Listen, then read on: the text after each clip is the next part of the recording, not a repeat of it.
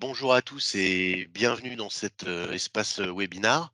Alors, qui est une première pour moi, il y a un petit peu de tolérance, mais la force de tout ça, c'est que il y a avec moi Christophe, donc ce qui est un élément majeur et tout à fait rassurant. Donc, pour ma part, je serai un peu le monsieur loyal de l'histoire. On a souhaité faire ce séminaire sur l'épargne salariale parce que on pense qu'il c'est toujours bon de rafraîchir, en tout cas, réapprofondir ce point. On pense aussi que, il y a peut-être des idées reçues que c'est réservé à des entreprises d'une certaine taille, notamment du fait de l'historique de la participation légale qui s'adressait initialement à des sociétés de plus de 50 salariés, alors qu'on pense qu'il y a des enjeux pour les TPE aujourd'hui. Et puis, on souhaitait aussi rappeler que, tous ces dispositifs, ils sont quand même assez incentivants dans la mesure où, il y a tout un package de dispositions fiscales et en termes de charges sociales qui sont très intéressantes tant pour l'entreprise que pour les salariés. Et bon, je crois qu'au-delà de ça, tout ce qui a été mis en place par le législateur, depuis la participation légale, si on remonte un peu l'historique qui date, tiens, un petit volant histoire, mais du général de Gaulle où on parlait de dividendes du travail, alors la conception un petit peu ancienne, à aujourd'hui où finalement on a cherché sur ces, on va dire, 10-20 dernières années à promouvoir l'épargne via l'entreprise, c'est-à-dire pousser les ménages avec des dispositifs particuliers à constituer de l'épargne. Et aujourd'hui, il y a une tendance de l'orienter vers la retraite, puisque c'est quand même un fait que tout le monde connaît. Il y a petit à petit enfin, en tout cas, une volonté de retrait ou d'abaissement du niveau de rendement des régimes obligatoires. Donc, quelque part, il y a une ouverture, une manière de faciliter le fait qu'on substitue un petit peu l'entreprise et le salarié sur la constitution d'une base. Donc si on regarde notre sommaire, qu'est-ce que l'épargne salariale? Je crois qu'on peut définir, l'épargne salariale, comme on l'explique, comme un ensemble de plusieurs dispositifs, qui a, comme première vocation d'associer, les salariés aux résultats, et aux performances de l'entreprise. C'est un incitateur fort, un message qu'envoie l'employeur, le chef d'entreprise à ses salariés en disant quelque part: «Bah, vous êtes aussi acteur de votre rémunération», mais avec un volant collectif, hein. On n'est plus dans, la prime individuelle, de rendement ou, entre guillemets, «de gueule», mais là sur un effort collectif, même si on verra un petit peu plus tard que, en particulier dans le cas de l'intéressement, on peut affiner un certain nombre de choses et de critères. On a une ouverture pour tout ça. Et finalement donc tous ces dispositifs, principalement donc l'épargne, pardon, l'intéressement et la participation vont générer, un certain nombre de rentrées, enfin de ressources pour, le salarié, qu'on va guider vers des dispositifs de type, PE, donc avec, qui va leur permettre d'accéder, à, un certain nombre d'offres, donc promues par les assureurs et les banquiers, en termes de placement, donc qu'ils guideront en fonction de leur appétence au risque. Alors on verra aussi que, le PE notamment, peut permettre, d'avoir accès au titre de son entreprise. On connaît un petit peu le sujet de notre côté. Donc voilà, c'est vraiment sur ces évolutions, on sent qu'il y a une forte, pression, enfin une forte incitation de l'État sur les 5-10 dernières années, c'est assez constant, où il y a une promotion forte, de tous, ces dispositifs et ça explique le pourquoi maintenant, dans le cadre de notre sommaire. Dans les différents outils, on verra, la participation, donc c'est le modèle originel, la participation légale, l'intéressement, avec toutes ces évolutions au fil du temps, et son ouverture. Le PE, donc qui est vraiment le dispositif, de base destiné à recueillir, l'épargne, et ses orientations, post-emploi retraite que sont, alors le PERCO qui n'existe plus, qui est remplacé par le PERE, le PERCO, le PERECO, donc avec le E au milieu. Ouais, tout à l'heure, oui. Mmh. Voilà, et qu'on verra tout à l'heure. Donc on va passer en revue un peu ces différents éléments, peut-être un peu moins sur la fin, sur tous les dispositifs, supports, où c'est, bon, c'est assez, c'est un petit peu technique, il y a moins de, il y a enfin, c'est plus après le rôle, le rôle de ceux qui proposent des supports de placement de développer, sur ces sujets, mais il faut quand même comprendre qu'ils existent, et quelles orientations ils ont, quels avantages ils ont, et cetera, et cetera. Hem, donc on va commencer sur qu'est-ce que, l'épargne salariale? Donc on est, à la slide number, 6, voilà. Donc on a mis en exergue un certain nombre de points, enfin, de points de focus qui nous paraissaient essentiels. Une rémunération indirecte, qui, amène, une certaine, une association, en tout cas une certaine forme de valorisation, hein. On est, vous savez tous qu'il y a un spectre d'outils de rémunération. Ça a du salaire de base, à la prime, au véhicule de fonction, à la protection sociale telle que, les qu'il peut y avoir sur les frais de santé ou la prévoyance. À des dispositifs, d'association du management au capital, hein, donc là, on est un petit peu différent. Là, on est vraiment sur quelque chose de collectif, avec, toujours dans cette en toile de fond, une association à la performance de l'entreprise. On verra que, dans la formule de la participation légale, c'est, assez ancré, mais c'est un petit peu, ancien dans sa conception, et que dans l'intéressement, il y a beaucoup d'ouverture sur, la modélisation des effets déclencheurs, de l'intéressement. Exonéré de charges sociales, bien évidemment, comme on l'a mentionné, c'est-à-dire que, aujourd'hui, on peut quand même, dans certains cas, ça revient à distribuer, des primes d'intéressement. Alors on va s'arrêter dans peut-être des primes en exonération de charges sociales, salariés pour peu qu'ils, respectent les délais de blocage. Qui permet d'alimenter du revenu différé ou investir sur des supports, bah, c'est soit je crée de l'épargne future avec des cas de déblocage, notamment, achat de la résidence principale, ou améliorer sa retraite dans le cadre de tous les supports, vraiment orientés, post-emploi. Et on a rajouté dans le dirigeant peut aussi bénéficier, parce que ça, c'est quand même des sur ces quelques dernières années, initialement enfin dans la construction générale, les dirigeants étaient plutôt exclus, du dispositif, ou alors il fallait que, qu'ils, bénéficient d'un contrat de travail, ce qui arrivait assez rarement finalement. Donc on avait pas mal de cas d'exclusion. C'est moins vrai maintenant. Il y a le dirigeant, là où le conjoint du dirigeant, et je crois qu'il y a eu des évolutions récentes même, pour, comment Partenaire de dirais-je? Pax. Mmh. Le partenaire pacsé du dirigeant ou de la dirigeante. Alors pourquoi maintenant? Pourquoi maintenant? Eh bien parce que, comme on l'a évoqué, on a, tout un panel de lois, qui ont évolué, enfin qui ont vraiment, insisté sur ces dispositifs, et les ont ouverts davantage, et les ont promus, bah, au travers de, je dirais de manière un peu triviale, au travers de carottes en termes de fiscal, et en termes de charges fiscales et de charges sociales. Je vais laisser, Christophe, prendre le relais. Alors effectivement, on reviendra un petit peu sur les intérêts même, financiers, par rapport à par les chiffres. On voit très facilement effectivement l'intérêt que peut avoir la mise en place d'un système d'épargne salariale. Donc ce qu'on veut d'abord faire effectivement d'un point de vue technique, c'est de présenter les différents outils. Alors l'épargne salariale, c'est quoi? On l'a dit, participation, intéressement, plan d'épargne d'entreprise, PERCO ou maintenant PERECO, heu, que vous sachiez de quoi on parle. Même si le focus principal, il est sur l'intéressement, parce que là où vous avez, vraiment, une grande capacité d'initiative en tant que chef d'entreprise, c'est, sans nul doute sur l'intéressement.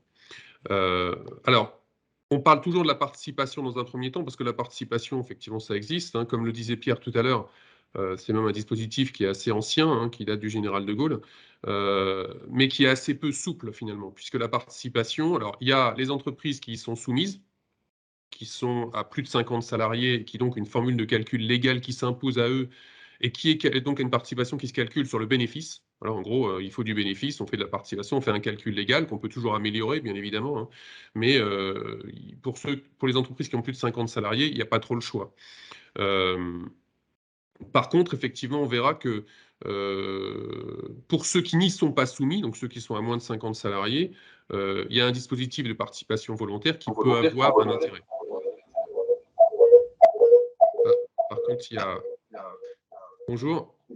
Juste couper les micros pour éviter Ouais, le la Larsen.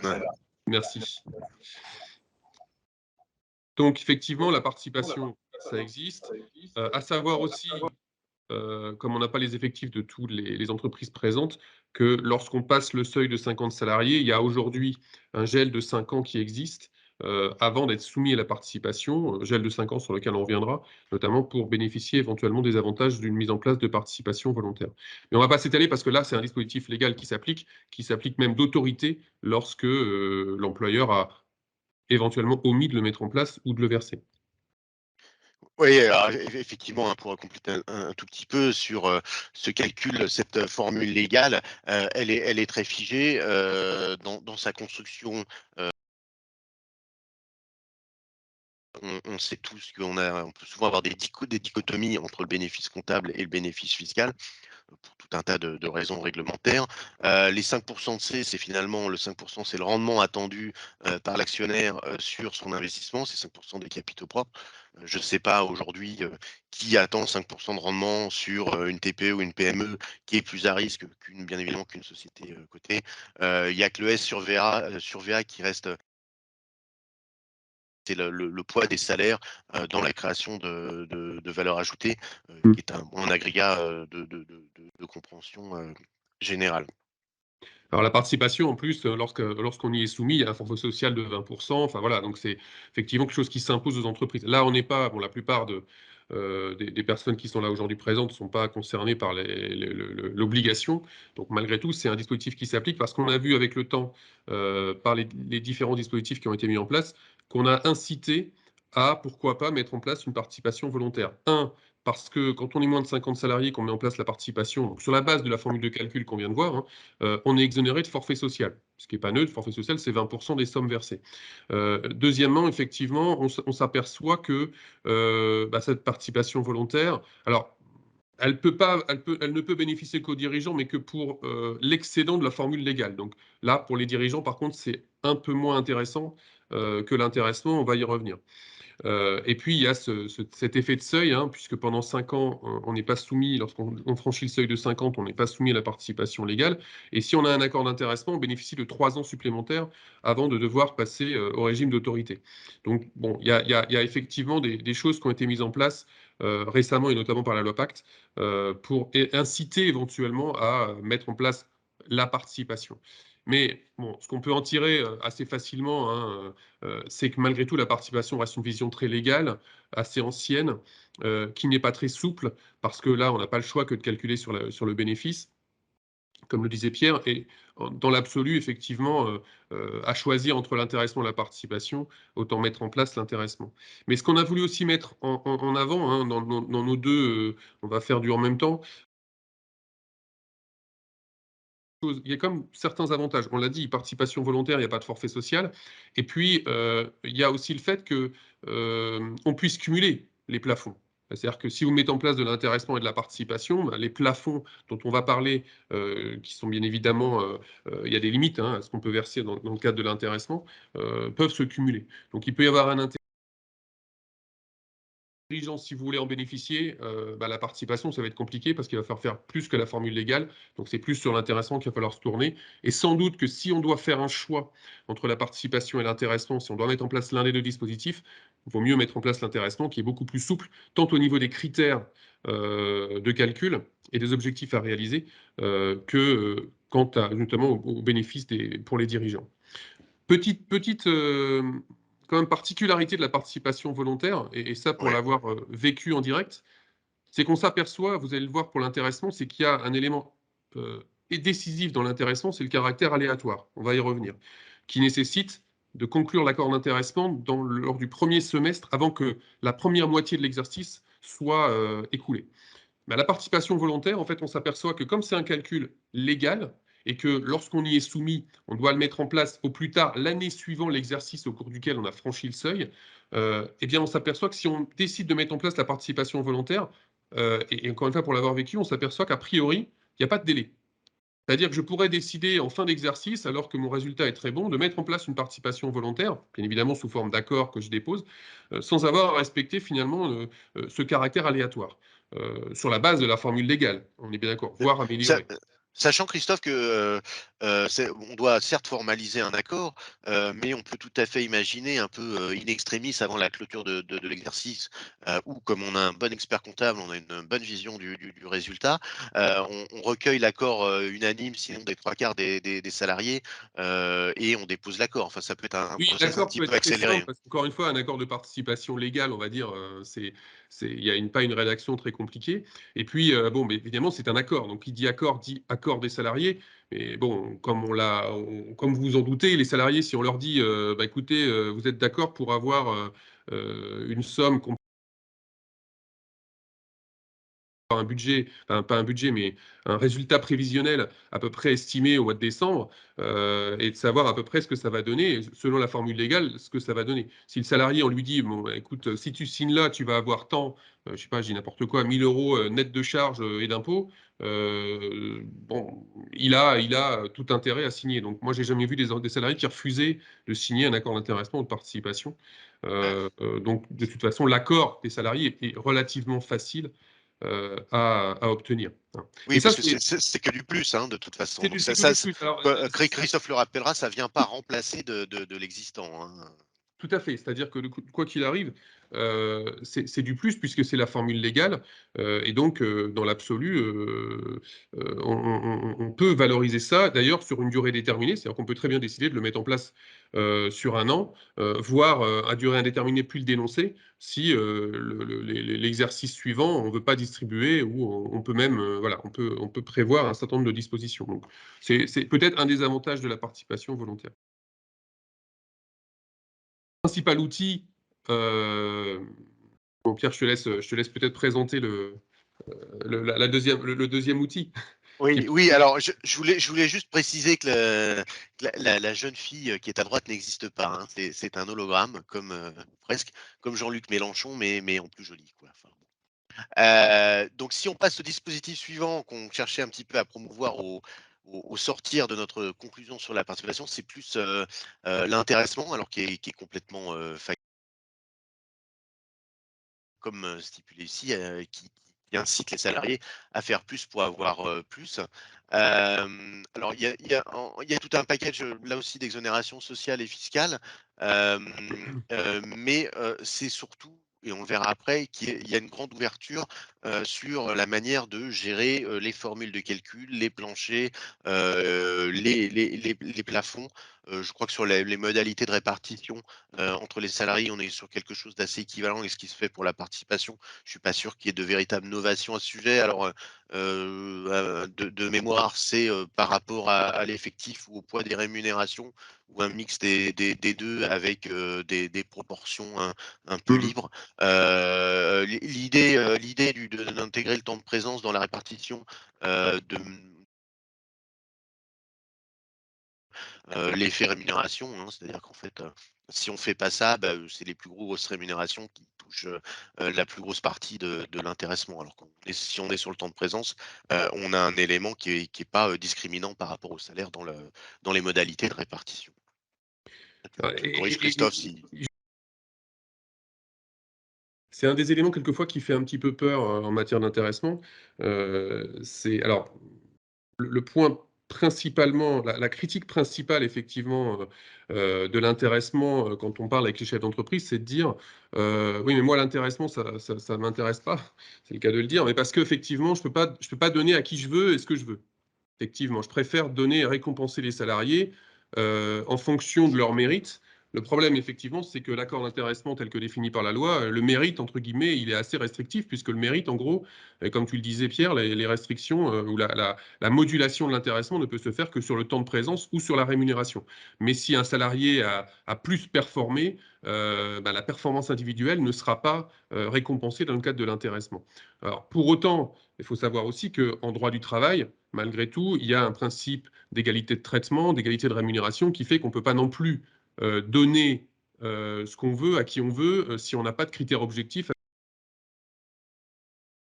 Équilibrer les choses en disant finalement récompenser certains parce que je considère qu'ils ont plus performé ne sera pas forcément facile à prouver et on peut s'exposer à un risque de litige vis-à-vis du collègue qui n'a pas eu autant et qui estime qu'il n'y a aucune raison qu'il n'ait pas la même chose que son collègue d'à côté. Donc ça, c'est un élément important pour un petit peu casser le mythe de l'intéressement hyper rigide, on doit donner à tout le monde la même chose, etc. Comme tu l'as Oui, dit, puis Pierre, il y a... par rapport à des primes individuelles, cycle l'intéressement. Alors certes, il y a un volant plus social, puis il y a une répartition plus égalitaire, mais dans la communication du chef d'entreprise auprès de ses collaborateurs, il y a quelque chose de clivant en termes de partage collectif de la performance. Moi, je trouve qu'en voilà, en termes de communication, enfin, il y a plusieurs, c'est un peu la pyramide de Maslow, hein, comment je rémunère mes salariés, mais je pense qu'il faut jamais oublier le volant collectif, quoi, parce qu'il y a c'est une manière un petit peu en théorie, de fédérer les équipes vers un but commun.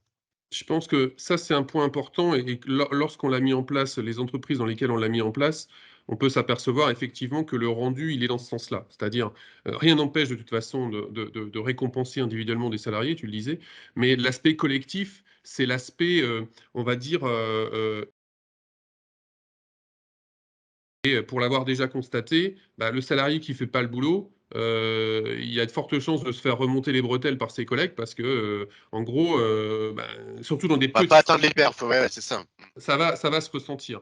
Donc quand il y a une émulation collective et que le résultat global, peut bénéficier à tous, bon, il y a de toute façon, encore une fois, un intérêt à ce que tout le monde aille dans le même sens. Et pour l'employeur, c'est, on va dire les moins performants de côté. Donc ce caractère collectif, émulation, on le retrouve quand on met en place l'intéressement. Après, il faut aussi savoir le présenter. C'est-à-dire, ne mettez jamais en place un accord d'intéressement en disant, bon, bah, si, comme on disait un peu bêtement tout à l'heure, signez là en bas, vous allez avoir tant d'argent. Déjà, l'intéressement, effectivement, contrairement à la participation, c'est pas automatique. Enfin, automatique. Participation, il faut qu'il y ait du bénéfice, mais s'il y a du bénéfice, il y aura de la participation. L'intéressement, les objectifs peuvent être très différents et il faut savoir présenter l'accord d'intéressement comme étant effectivement un contrat entre l'employeur, l'entreprise et les salariés pour que tout le monde en tire bénéfice. Donc, à partir du moment où on met en place on l'envoie et puis on verra ce que ça donne. Il faut savoir Et effectivement le présenter et le plus souvent ce qu'on fait, c'est que et d'ailleurs nous on le fait quand le chef d'entreprise le souhaite, on l'accompagne même dans la présentation du dispositif auprès de ses salariés qu'on réunit, ça peut être dans un moment convivial, comment dire? Pour expliquer la démarche, pour expliquer les enjeux, l'objectif et même pourquoi pas salarié l'intérêt qu'il peut avoir effectivement de performer, collectivement. oui, Donc il y a une effectivement, notion de ouais. présentation. Il y a un gros effort de communication à faire. En tout cas, il faut, pour tout, entrepreneur, tout dirigeant qui souhaite mettre ça en place, et qui va mettre ça en place, il y a effectivement un gros effort de communication. Il faut vendre son contrat d'intéressement à ses salariés, comme le rappelle Christophe, c'est pas juste, «Oh bah tiens, la loi permet de le faire, les exonérations et cetera machin». Non, il y a un véritable côté, clivant. Pourquoi je mets ça en place et c'est un plus, notamment, pour mémoire effectivement du fait de non-substitution. Nécessairement un plus, tout à fait et en plus, ce qui est surprenant statistiquement, c'est qu'en fait, c'est assez peu utilisé dans les petites entreprises, alors qu'à mon sens, ça a d'autant plus de sens dans les petites entreprises, dans des petites collectivités. Dans des grosses entreprises, j'ai presque envie de dire que ça fait partie du pacte, enfin, ça fait partie un peu du livret d'accueil de l'entreprise. J'arrive dans une grosse boîte, j'ai de l'intéressement, de la Ouais. participation, les chèques restaurants, et cetera. Alors que c'est structure. Alors que dans une petite structure, effectivement, ça a plus de sens parce que là, on sait avec qui on travaille, on voit physiquement ceux qui vont participer à cet effort collectif et évidemment, on voit tout de suite effectivement l'effort qui peut être fait et les différentes réformes successives qui ont lieu ces dernières années ont permis d'assouplir un petit peu la méthodologie, la façon de faire. Ce qui rend un peu plus facile pour le chef d'entreprise de mettre en place cet intéressement en fonction d'objectifs qui l'intéresse. Et cet objectif, on va comment dire, le voir là, c'est pas uniquement un intéressement au résultat par rapport aux bénéfices, Ouais, le par BE, rapport à enfin une des ligne du agrégats. bilan, hein. Mais c'est pas seulement ça. Ça peut être mixé, ou remplacé par un intéressement aux performances par rapport à un objectif. On voit de plus en plus d'entreprises qui mettent en place des accords d'intéressement à la fois sur du bénéfice chiffré, mais aussi sur du qualitatif.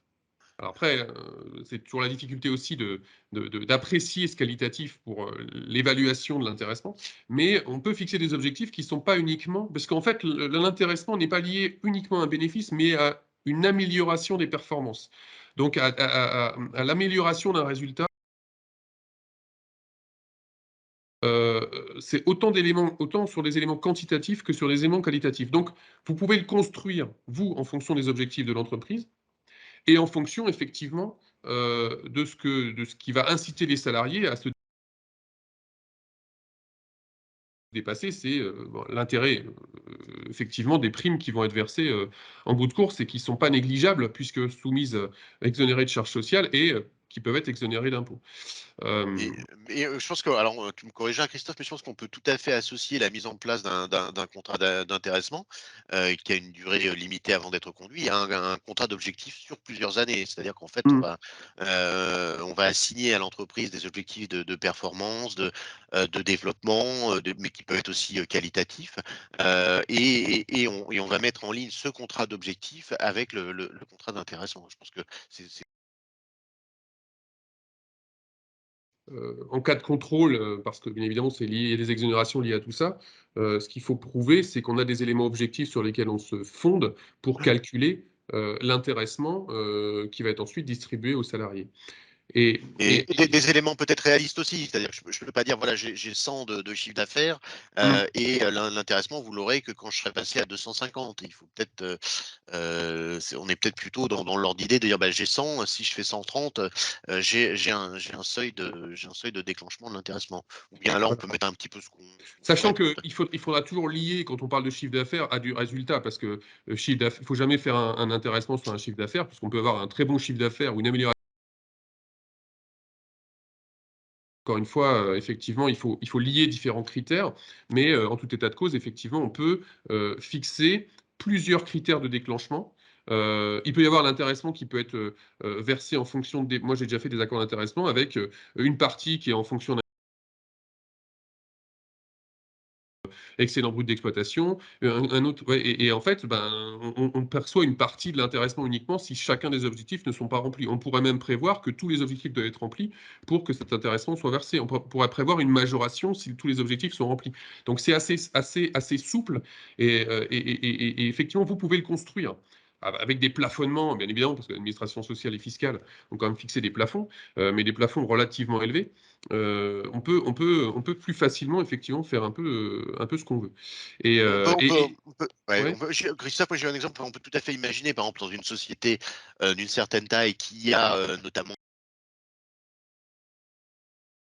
taux de rebut ou de taux d'accident tout à fait. du travail, comme objectif d'amélioration qui Et découle on de a beaucoup, l'intéressement. alors on est nous, enfin, moi je suis à Reims, hein, donc je suis dans la région du Champagne, et on a beaucoup d'entreprises de maisons de champagne, petites maisons de champagne quelquefois d'ailleurs, ou des petites exploitations qui mettent en place de l'intéressement par rapport effectivement aussi à ce taux de qualité et ce taux bah, comme tu dis, de rebut, ou éviter effectivement les accidents de travail. Ça peut rentrer en ligne de compte aussi, éviter les accidents pour que justement améliorer la sécurité. Ça fait partie de plus en plus d'objectifs qui sont poursuivis par l'employeur dans le cadre d'accords d'intéressement. Et c'est tout à fait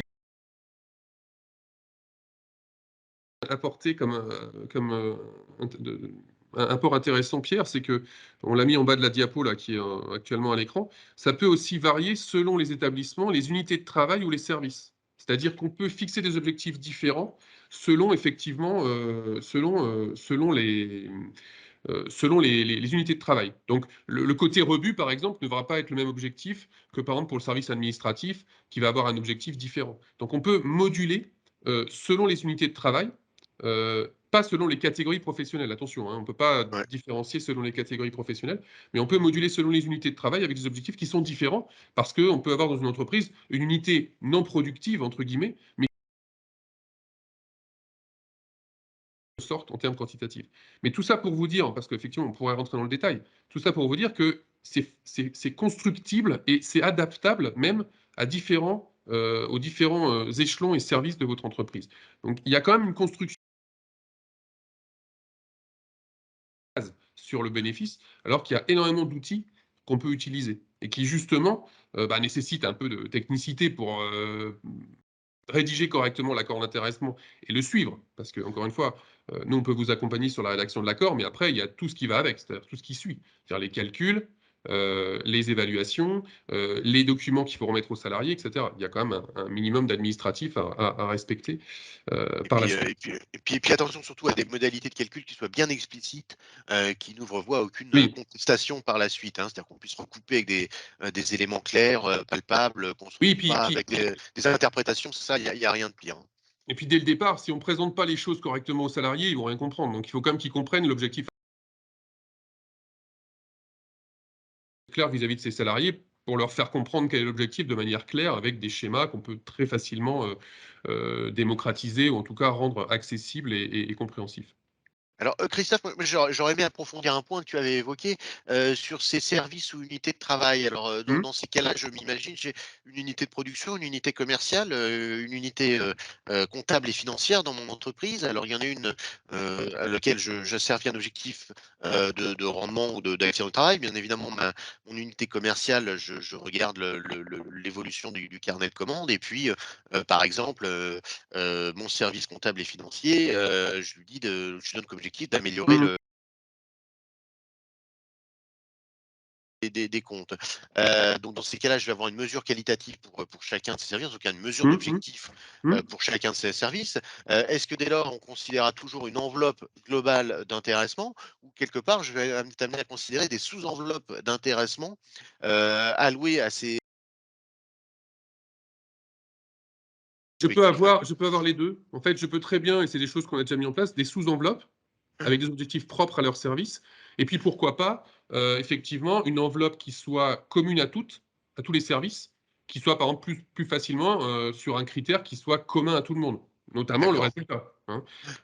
Mais on peut faire les deux. En fait, effectivement, on peut tout simplement, c'est un problème de rédaction, c'est-à-dire qu'il faut le prévoir dans l'accord, de prévoir, on va différencier les unités de travail. On peut même, dans l'absolu, on pourrait faire des accords par établissement. Quand on a des établissements distincts, on pourrait faire des accords par établissement. De la même manière, dans un accord d'une entreprise, on peut différencier les unités de travail, à condition, bien évidemment, de bien pouvoir les différencier, encore une fois, pas par catégorie, mais bien le schéma classique, et en fixant des objectifs propres à chacun, plus un objectif commun. Donc avoir Alors une sorte de des sous-enveloppes qu'on va additionner, plus une enveloppe, commune, soit on atteint, imaginons que le service commercial n'atteigne pas son objectif, mais atteint l'objectif commun d'un bénéfice au moins égal à tant, ils auront au moins cette partie-là. Et si le service administratif, atteint son objectif de comment dire? De retour client et cetera, peu importe l'objectif qu'on peut fixer à ce niveau-là, et atteint aussi l'objectif et le bénéfice est atteint, eh bien, on aura un objectif, on aura les 2 enveloppes qui vont se cumuler pour les salariés de ce service-là. Donc on peut effectivement l'articuler, on va dire. donc ça veut dire, Christophe, que finalement, on a une règle de droit commun, qui est, la collectivité de l'enveloppe de on arrive à intégrer non pas de la discrimination par individu, mais sur des sous-ensembles, d'individus Oui, qui peuvent être tant des établissements que des unités de travail. c'est pas de la discrimination, c'est simplement adapter les Ah, objectifs, aux intérêts de chaque service, on va dire. oui, L'employeur, il va avoir un intérêt sécurité, à l'atelier qu'il n'aura pas, au secrétariat. Donc effectivement, lui, il va rechercher, il sait que les accidents de travail, ça coûte cher, pour des raisons de taux de cotisation, pour des raisons d'indemnisation derrière, et puis donc il a d'image aussi, intérêt, pardon. hein. Il y a un enjeu d'image, hein, aussi derrière Oui, quand même, oui, tout à fait. Donc en fait, c'est pour ça les objectifs sont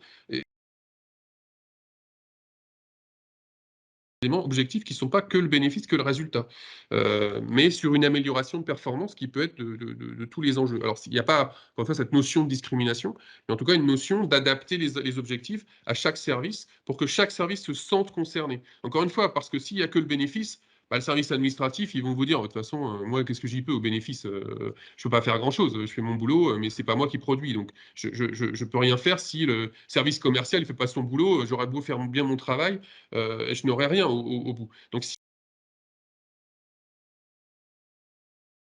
propre son service et que le salarié a entre ses mains, puisque c'est lui qui décide, c'est lui qui va effectivement, en faisant bien son travail, permettre d'avoir un objectif atteint dans son service pour ses collègues et pour lui-même. Bon, ça a du sens pour le motiver et pour le rendre plus intéressé justement à l'intéressement.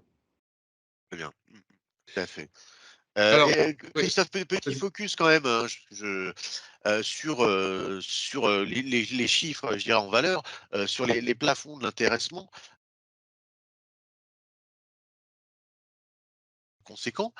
Plafond global de l'enveloppe d'intéressement, 20 de la totalité des salaires bruts versés. C'est-à-dire que si, en gros, si j'ai une masse salariale de 2 millions d'euros, alors désolé pour les chiffres un peu forts, on pourra réduire, mais j'ai 400 000 euros potentiellement d'enveloppe d'intéressement, si tant est que mes Mmh. critères soient respectés. C'est des plafonds, Euh, hein. On rassure tout et le monde, c'est des plafonds. ouais, c'est des plafonds, voilà. Et puis après, j'ai des plafonds individuels, mais qui sont pas neutres. Enfin, c'est-à-dire que sur une société qui fonctionne bien et qui a un contrat d'intéressement où j'ai une volonté de redistribuer une partie du résultat ou des améliorations, je peux arriver à distribuer un mois de salaire, voire au-delà, Mmh, mmh. aux salariés, en Ah, le totale plafond franchise de charges individuel, sociales. comme tu l'as dit. On est large au niveau de ce qu'on peut distribuer. Encore une fois, on l'a dit, le chef d'entreprise, son conjoint peut en faire partie, donc c'est pas inintéressant. Et puis, moi, je voulais continuer aussi sur l'aspect souplesse de l'accord d'intéressement, c'est-à-dire, et dans la diapo qu'on a mis en avant, alors encore une fois, hein, le caractère aléatoire, le principe de non-substitution, c'est des éléments essentiels pour bénéficier des exonérations. Mais on a aussi la possibilité, ou l'atteinte d'un objectif, on peut très bien dire, bah, moi, je décide que l'intéressement, il se déclenche à partir du moment où tel objectif est atteint, à partir de tel seuil. C'est-à-dire, si je dis que c'est le bénéfice, pour simplifier, je ne vais pas dire à partir du moment où j'ai du bénéfice, j'ai de l'intéressement. Non, je peux dire il faut qu'il y ait au moins tant de bénéfices pour qu'il y ait de l'intéressement. Donc, je me garde une enveloppe. Hein, ce que tu disais tout à l'heure pour la participation, ben, je me garde une enveloppe pour l'investissement de l'entreprise, pour la rémunération des actionnaires si besoin, mais effectivement, derrière, je déclenche une enveloppe. Et je plafonne aussi en disant, l'enveloppe globale d'intéressement ne pourra pas dépasser telle somme. Donc j'ai ce pouvoir qui n'existe pas d'une certaine façon dans la participation, j'ai ce pouvoir dans l'intéressement de mettre un plancher, de mettre un plafond. Et ce qui est intéressant dans la diapo là, qui est à l'écran, c'est que vous avez la possibilité, si vraiment l'année est exceptionnelle, alors que l'exercice est terminé, alors que vous avez fait les comptes avec l'aide de votre expert comptable, et qu'on a effectivement des gains très bonnes, je décide de verser un supplément d'intéressement. Alors on est dans les mêmes, globalement, c'est les mêmes plafonds, hein, si on prend l'intéressement plus le supplément, mais j'ai le droit de dire, je plafonne pour ne pas prendre de risques, je ne veux pas non plus partir sur des formules de calcul qui vont m'amener à distribuer plus que je ne peux. Mais si effectivement, à la fin de l'exercice, et c'est par exercice, hein, donc on n'est pas obligé de le prévoir dans l'accord, c'est exercice par exercice qu'on prend cette décision, et c'est une décision unilatérale du chef d'entreprise ou du conseil d'administration de dire je décide de verser plus de ce que j'ai versé en principal qui était prévu par la cette possibilité, exceptionnellement, de verser un peu plus de supplément d'intéressement. Alors, Alors ça peut être. Oui. oui, ça peut faire sens aussi. Alors c'est vrai ce supplément aussi pour la participation légale. Je suis désolé, je reviens un petit peu dessus, mais ça peut faire sens, en particulier quand, enfin moi de mon expérience, hein, quand, on a, soit sur la participation légale, soit sur de l'intéressement, des modalités de calcul qui sont liées, à des agrégats, assez directement liés au résultat et qu'on a, une provision technique, enfin un élément un peu non pas artificiel, mais qui affecte pas en fait la profitabilité de l'entreprise ni sa capacité à générer du cash flow. On peut avoir une provision un peu technique qui vient, une année, quelque part abaisser un petit peu, trop fortement le résultat et ne permet pas d'atteindre le seuil. Je pense que ça peut faire sens dans ces moments-là, s'il y a une véritable volonté du chef d'entreprise, d'associer malgré tout, enfin en tout cas de dépolluer le résultat, des Il faut qu'il y ait intéressement, donc mmh ça, on ne peut mh. pas remplacer, le caractère aléatoire par un supplément.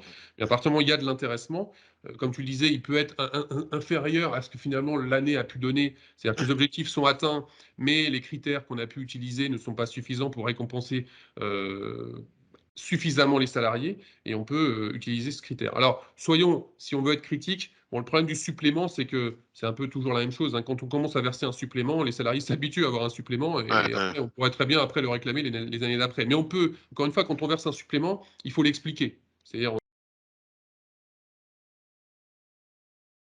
atteint et un résultat qui est, très positif pour l'entreprise.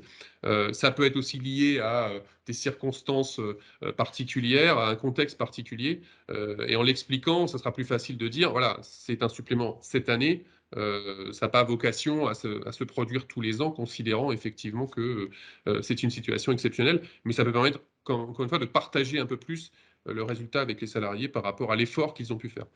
Ouais, tout à fait. L'idée, c'est de ne pas bien évidemment pas réitérer cette faculté tous les ans, ouais, dans Oui, oui, il garder faut un là, mais en tout cas, ça existe, hein, ce plancher, ce plafond, ce supplément qui permet d'avoir une souplesse, encore une fois, par rapport à ce qu'on veut distribuer. parce que te Hem, tout ça mal utilisé, c'est quand même, après des enjeux de remise en cause, oui, oui, c'est d'exonération, pour ça, sociale importante, hein. l'outil, on le présente, et humblement, effectivement, avec le recul et l'expérience, on a un petit peu, pu voir tout ce qui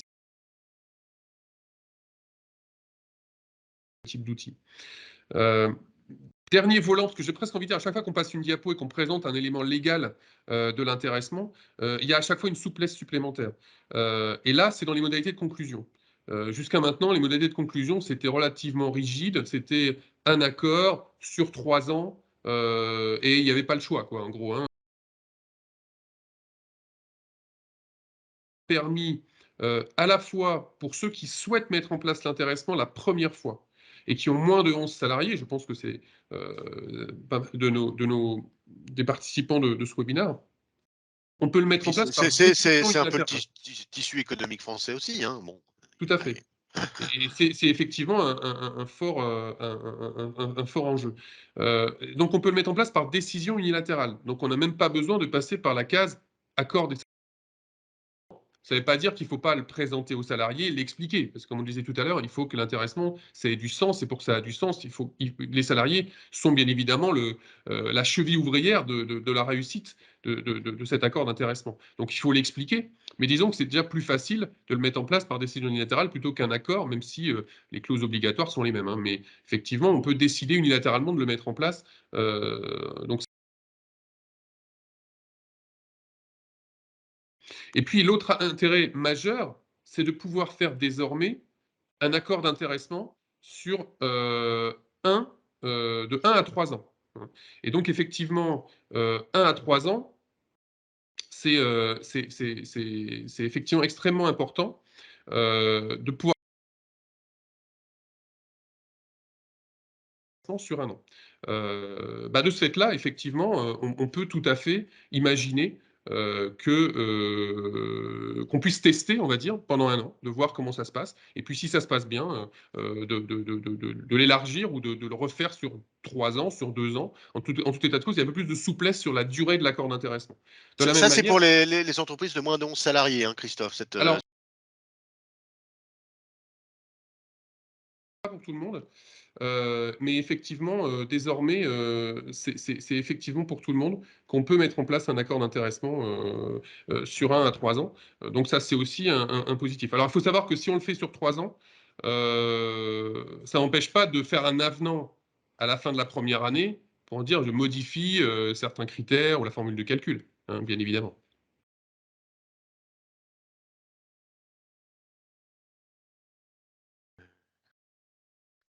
Ça, c'était sur les modalités de conclusion.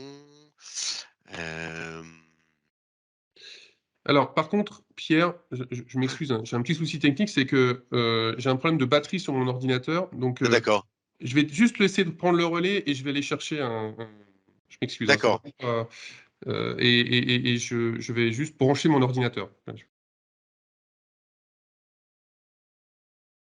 Sur la lancée de Christophe, on en était donc, à ce zoom sur, l'accord, écrit, d'intéressement et toutes les clauses qu'il doit comporter.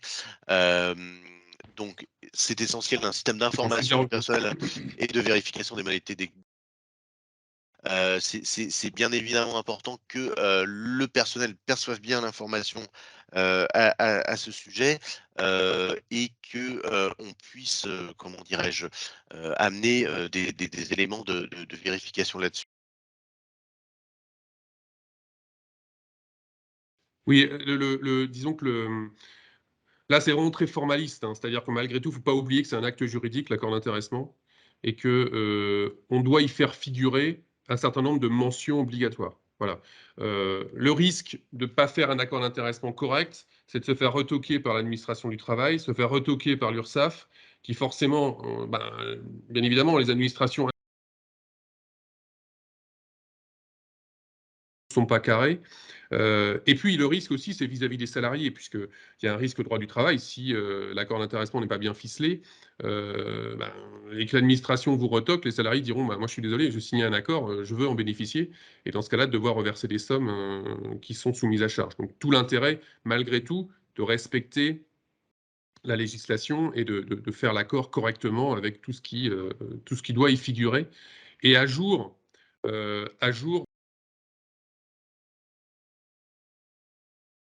la loi Pacte de 2019 et donc beaucoup de novations au niveau du texte de loi et donc qu'on doit figurer dans les accords.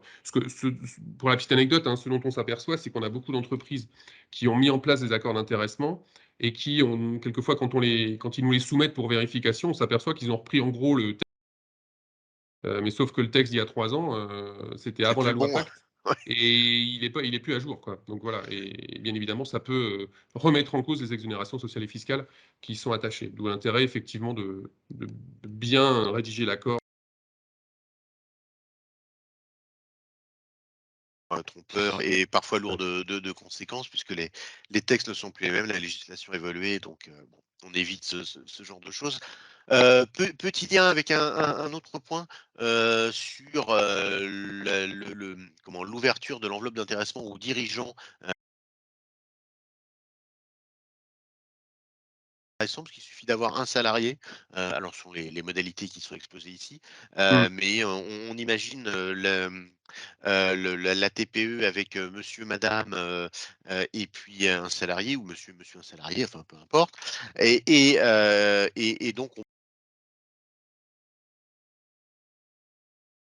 un PE, enfin se Oui, constitue une c'est épargne en mmh. franchise de on va dire en franchise de droit, donc c'est quand même un élément assez important avec la possibilité de l'abondement et de versement volontaire. Enfin voilà, il y a tout un tas d'arbitrages Oui, qui se offerts, cumulent, oui. même à un dirigeant de TPE.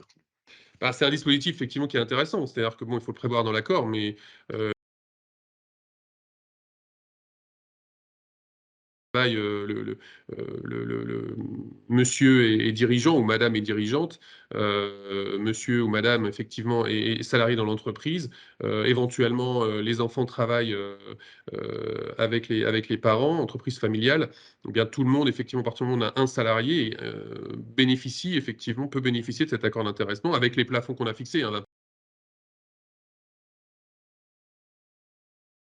qui vont être intégrés effectivement pour ce calcul.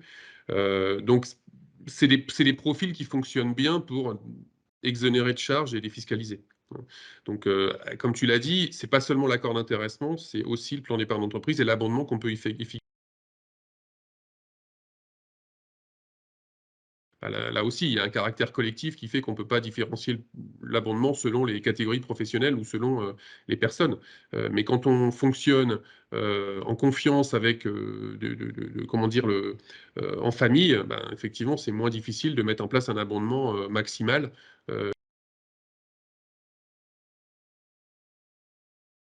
Donc, Ouais. il y a un intérêt majeur à le mettre en place et à en bénéficier pour les chefs d'entreprise et leurs conjoints. Ça ne concerne pas, par contre, les associés, hein. L'associé, Ouais. lui, s'il n'a pas de contrat de travail, donc c'est bien le dirigeant, chef d'entreprise, PDG, hein, ce qu'on a mis. Il faut avoir un Opérationnel, hein. mandat social, il faut avoir un mandat Ouais, social ouais. et le conjoint marié ou partenaire de PACS. Voilà, tout à fait. Heu Et les modalités de répartition de l'intéressement, Oui, avec un 1er caractère qui est majeur, c'est l'uniformité de la répartition. On revient toujours sur, ce côté, non discriminant et collectif qui est un peu la quintessence du sujet. Bon, il faut que ce soit une répartition, strictement égale entre, enfin, en tout cas, on a la possibilité de faire une répartition strictement égale. Alors je sais pas, voilà. enfin, statistiquement, on a plutôt un C'est mix pas des 2. quelque chose qui fait 10 heures par semaine, et qui était malade, une grande partie de l'année, effectivement, ça c'est pas, c'est plutôt pas comme ça que ça fonctionne, hein. La plupart du temps, on fait du proportionnel durée de présence et ou au salaire. On fait parce que c'est plus logique, comme tu disais tout à l'heure en préambule, de considérer que, l'intéressement, c'est aussi l'effort fait par chacun et que,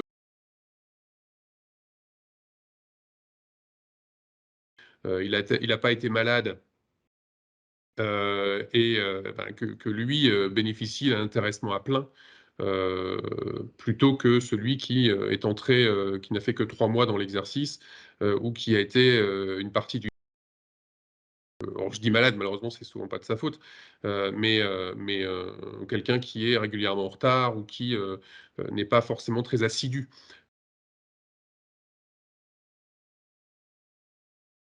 et qui peut de toute façon être utilisé et qui a tout intérêt à être utilisé. Après, le proportionnel au salaire, il est malgré tout utilisé, pour justement, éventuellement, favoriser, les personnes qui ont les plus hauts revenus, considérant que sont les plus comment ceux qui provoquent le plus effectivement l'intéressement qui est généré. Voilà, après c'est des choix, l'un et l'autre des critères, mais en tout état de cause, voilà, malheureusement, ce sont les seuls critères qu'on peut utiliser, pour moduler l'intéressement. Alors, sachant là aussi, bien évidemment, on est en mesure de vous assister sur, la concrétisation de votre accord d'intéressement, tant sur le plan législatif, la mise en place, d'outils, performants, sur, les éléments de déclenchement, les assiettes de calcul et cetera. Mais il y a une seconde partie effectivement en lien avec ça, qui est de pouvoir vous aider à simuler un petit peu le la les différentes fait, chef d'entreprise, dire: «Bah, voilà, je voudrais que, Oui, chacun, ait un minimum de temps» et donc on peut travailler, sur ces axes de répartition, oui, pour essayer d'arriver aux objectifs asservis. mais c'est souvent ce qu'on fait, hein. On fait une simulation en préambule de la mise en place de l'accord d'intéressement, un petit peu les différentes hypothèses et on peut aussi, et c'est tout l'intérêt, vous accompagner pour les calculs parce que c'est bien beau d'avoir fait une formule de calcul alambiquée avec des durées de présence,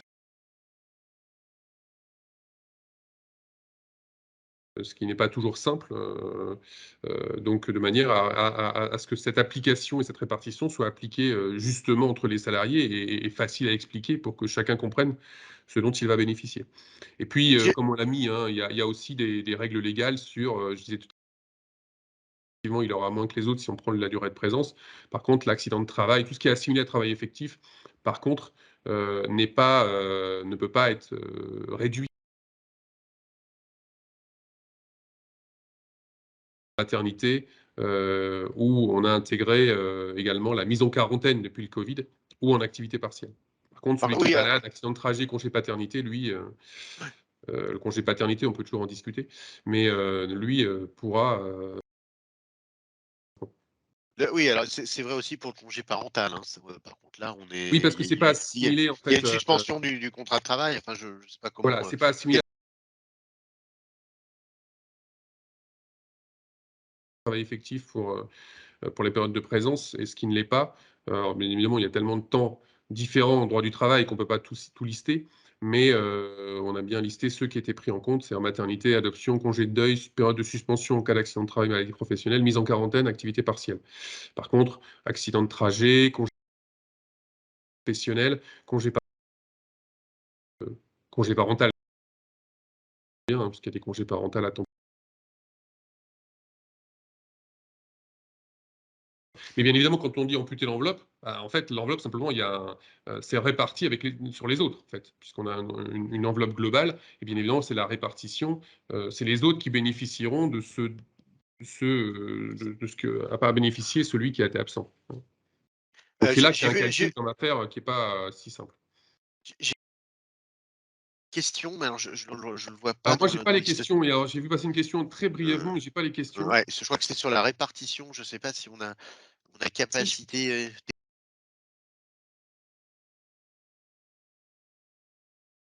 qui écrit: «Si je comprends bien, la part individuelle de l'intéressement dépend de la présence, mais aussi des performances du service du salarié». Alors, en fait, c'est 2 étapes. La première étape, c'est on construit l'enveloppe. Effectivement, il y a ou le résultat du service auquel le salarié appartient. Et lorsque cette enveloppe est déterminée et calculée, la question, c'est comment,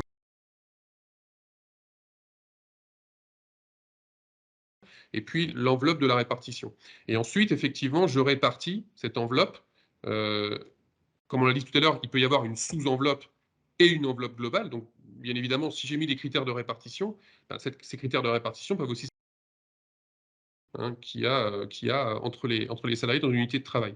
Mais cette répartition va pouvoir tenir compte du temps de présence.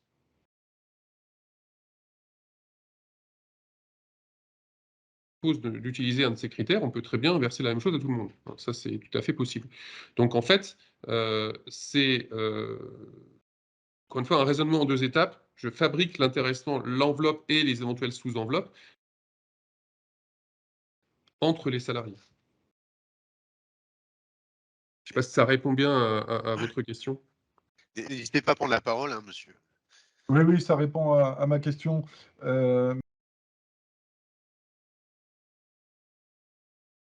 Objectif d'un service, vous parliez tout à l'heure de productivité, d'amélioration de la trésorerie ou de choses comme ça. Sécurité. Est-ce que ça signifie que les règles qui définissent le calcul de l'intéressement ou les objectifs doivent être soumises à elles et doivent-ils donner leur...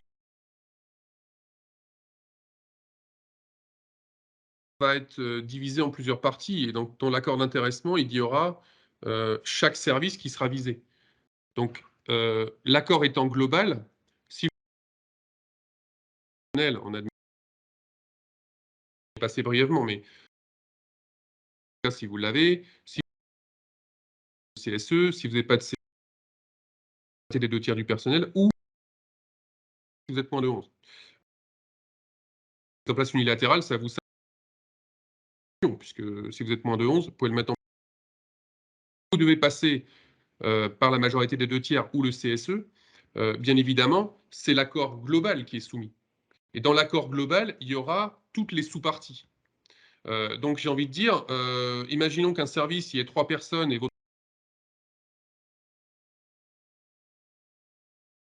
objectif fixé pour leur service, mais que tout le monde, les 12 autres personnes sont d'accord, bah, la majorité des 2 tiers sera atteinte, en fait. D'accord.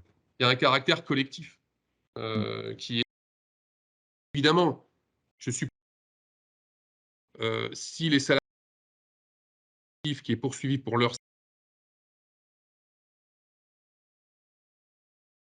vie ouvrière, à la fois de cette sous-enveloppe correspondant à leur service, mais aussi peut-être de l'enveloppe globale de l'entreprise. Donc il y a une discussion pour essayer que ce soit, comme on l'a dit, une émulation des salariés de l'ensemble, que ça soit intéressant de laisser un service, que ce service-là est moins important, et des salariés n'a pas d'importance.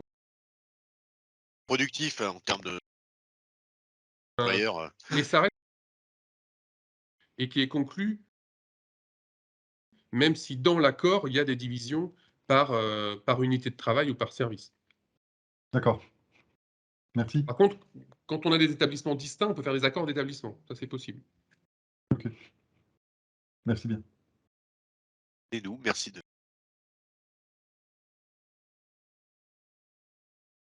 social des primes d'intéressement, bien qu'on l'évoquait, hein, une exonération des charges sociales. Alors sauf la CSG CRDS, mais qui est précomptée ça à chaque fois. Alors on parle de taxes sur les salaires, mais pour les entreprises qui parce que si ma mémoire est bonne, la taxe sur les salaires se voit surtout quand on est sur des activités hors champ d'application de la TVA. Et le forfait social, mais uniquement dans les entreprises de plus de 250 salariés. C'est une grosse des innovations de la loi Pacte, hein, c'est qu'on a Ouais. supprimé le forfait social de 20%. Ouais. C'est pas 20%, c'est pas neutre, hein. Limite à 40 à 50% de charges patronales. Bon, si on a 20% de forfait social, ça nous coûte quand même à peu près la moitié du chemin. Sans rien, c'est quand même très incitatif. Moi, ce qui est important, il y a toujours un peu de limites, entre guillemets, des choses auxquelles il faut faire attention. On a un principe de non-substitution qui est toujours à rappeler.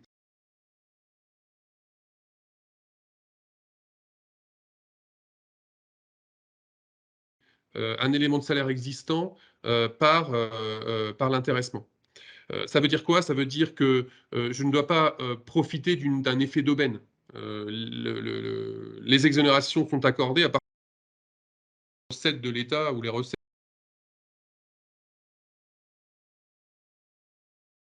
On ne doit pas, en principe, remplacer une prime annuelle que je versais tous les ans, fin d'année, à mes salariés, par l'intéressement. Ça doit être du plus. Et donc, on rappelle toujours cette règle-là pour ne pas se faire piéger par l'administration et se faire reprendre plus bénéficier. Alors, quand le travail que j'ai remis, effectivement, il y a moyen d'y échapper à partir du moment où on a un délai de 12 mois qui s'écoule entre la date, le dernier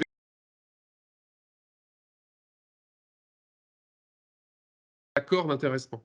Sauf que si on prend un exemple tout bête et tout simple, imaginez que vous avez versé une prime de fin d'année en décembre 2021, vous ne pourrez pas, les salariés ne pourront pas perdre en mai 2024.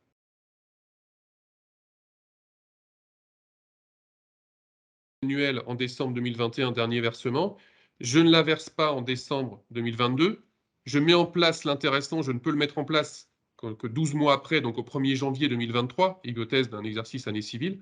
Et donc, si je mets en place l'intéressement en 2023, le temps qu'après mon exercice s'écoule et que je calcule mon intéressement, je ne pourrai le verser qu'en mai 2024.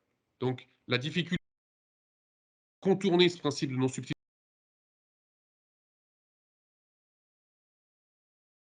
pendant 2 ans, il n'y aura pas de prime de fin d'année. Donc ça s'applique plutôt à des entreprises qui ont des difficultés et qui décident de supprimer la prime parce qu'ils ne peuvent plus la verser. Et puis,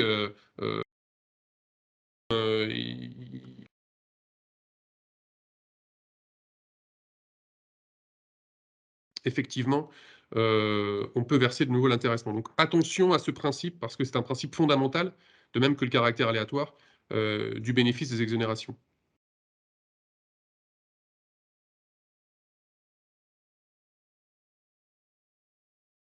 Question suivante. Pourriez-vous confirmer si la prime Macron versée éventuellement depuis 2 ans n'est pas concernée par le principe, par le principe ponctuel? Je sais pas. Substitution. Oui, oui, Oui, alors c'est pas exact.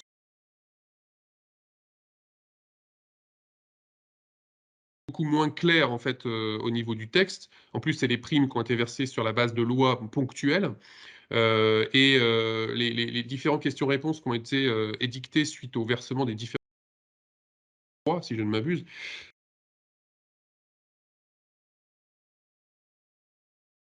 prendre en compte ou pas. Donc la première année, on a eu quelque chose d'assez précis qui a fait que on a dû faire des calculs d'apothicaire avec nos clients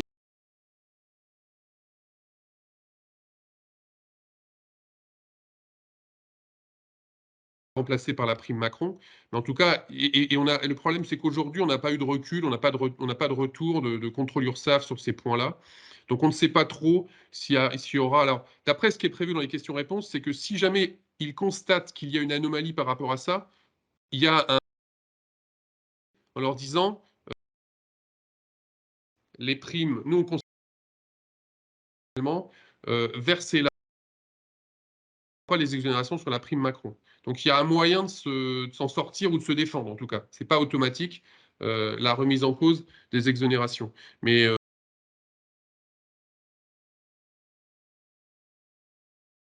pas de prime Macron versée à chaque fois, hein.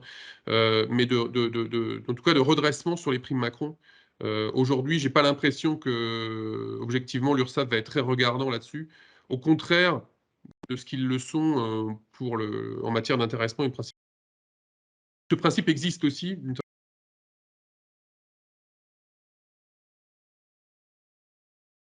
Qui, dans un contexte un peu exceptionnel, un peu politique. Mais là où c'était le plus précis, c'était la première prime Macron, où il était bien marqué qu'il ne fallait pas, pendant 2 ans, remplacer la prime Macron, enfin, prendre la prime Macron habituellement aux salariés.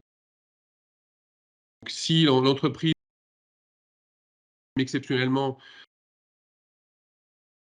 mais pas les années d'avant, c'était OK. Par contre, quand l'entreprise versait une prime annuelle au mois de décembre chaque fin d'année et que, bizarrement, la prime Macron, la première, c'était 2018, je crois, hein, décidait de verser une prime Macron et puis la prime de fin d'année, on les mettait en garde en leur disant, là, clairement, on voit bien que...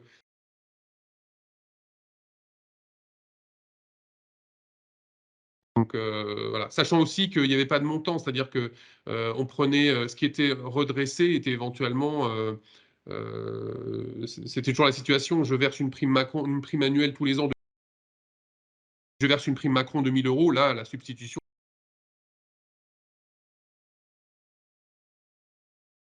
c'est 200. Effectivement, on peut, et puis une année, il n'y a rien, on peut très bien dire, bah, cette année, j'aurai rien versé, ce qui était peut-être plus facile à justifier parce que la situation était un peu particulière, alors que,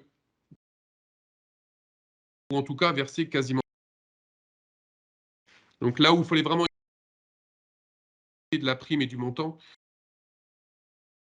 par la prime Macron.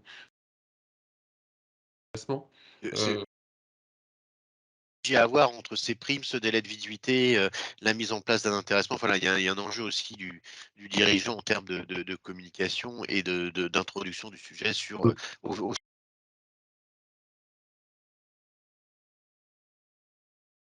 de primes. Et pour information sur la prime Macron, parce qu'on a pas mal de questions, alors je fais le rebond avec la prime Macron, hein, qui était aussi un dispositif qui a incité à l'intéressement, puisqu'on pouvait verser dans les derniers dispositifs, je crois que c'est la première et la deuxième prime Macron, on pouvait verser le double du plafond fixé par la loi, alors pour le coup là qui était exonéré même de CSG, CRDS, ou si on mettait en place un accord. La dernière version de la prime Macron, ce doublement était automatique sans pour autant mettre en place un accord d'intéressement, mais le législateur, en tout cas le gouvernement, avait souhaité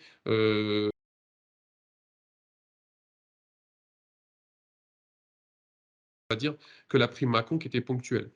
Aujourd'hui, parce que la question nous est posée régulièrement, la prime Macron, on ne peut pas la verser, on ne peut plus la verser depuis le 31 mars, mais il est prêt à Macron on ne sait pas quand. Pour l'instant, on n'a pas d'infos, mais être mis en place. Important, en tout cas, c'est ce qui avait été annoncé aujourd'hui. Il y a versé de prime Macron lors d'aujourd'hui. Et on ne peut pas régulariser ou antidater, ou j'ai des clients qui ont voulu dire bon, on peut. Non, parce qu'il faut le mettre sur la fiche de paye. Il fallait le mettre sur la fiche de paye au plus tard du mois de mars. Donc là, malheureusement, c'est pas régularisé.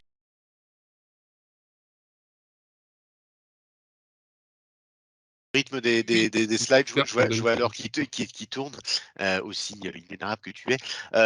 Si on passe, alors on passe peut-être rapidement aujourd'hui sur les problématiques de l'accord. Et Oui. toi, Oui, mesure d'apporter tout. Jurisprudence encore tout récemment. Donc, plus tard,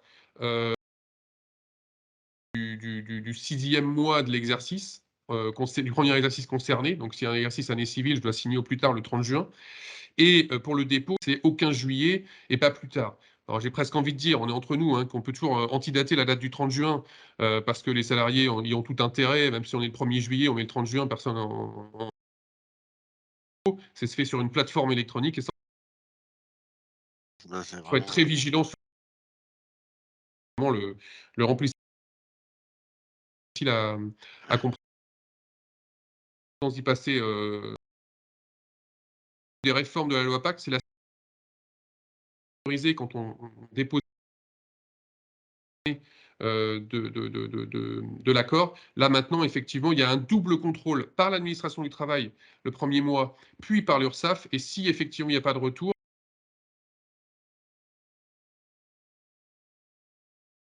3 ans. On ne peut plus revenir en arrière si l'URSSAF n'a pas fait de remarques dans les 6 mois, parce que c'est 1 mois pour l'administration du travail, plus 3 mois pour l'URSSAF, de 2 mois. Donc si nouvelle de l'URSSAF, en principe, visé par l'accord. Acceptation. Bon.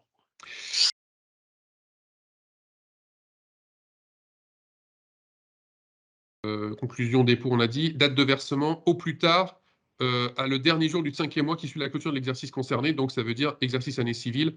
Je verse au plus tard le 31 mai. Si je verse après, j'ai des intérêts de retard.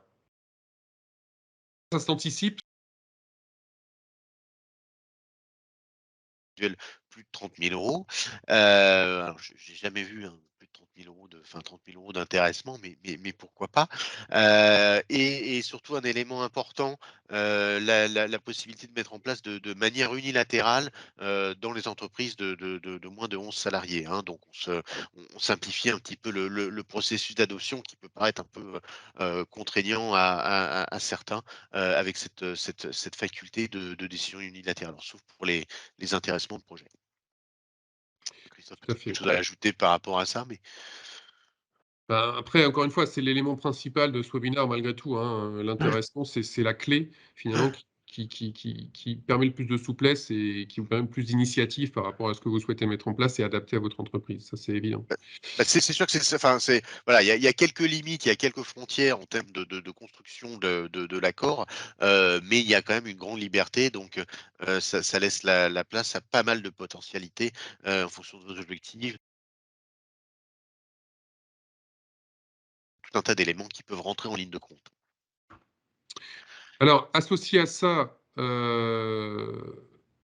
alors, on a une demande sur le CET, donc le compte épargne-temps, c'est ça alors, c'est pas forcément le compte épargne-temps, mais effectivement, c'est moins le sujet, on va dire, sauf qu'effectivement, on peut l'associer lorsqu'il existe avec... Ce sera peut-être dans le chapitre suivant, on va passer peut-être... Oui, alors après, encore une fois, le CET, c'est un peu un sujet différent. Alors, encore une fois, par rapport aux questions qui sont posées, même quand c'est un petit peu en dehors peut-être du sujet, on peut toujours l'évoquer en dehors du webinaire, mais on va peut-être se focaliser sur, au vu du temps qui passe, sur les dernières diapos.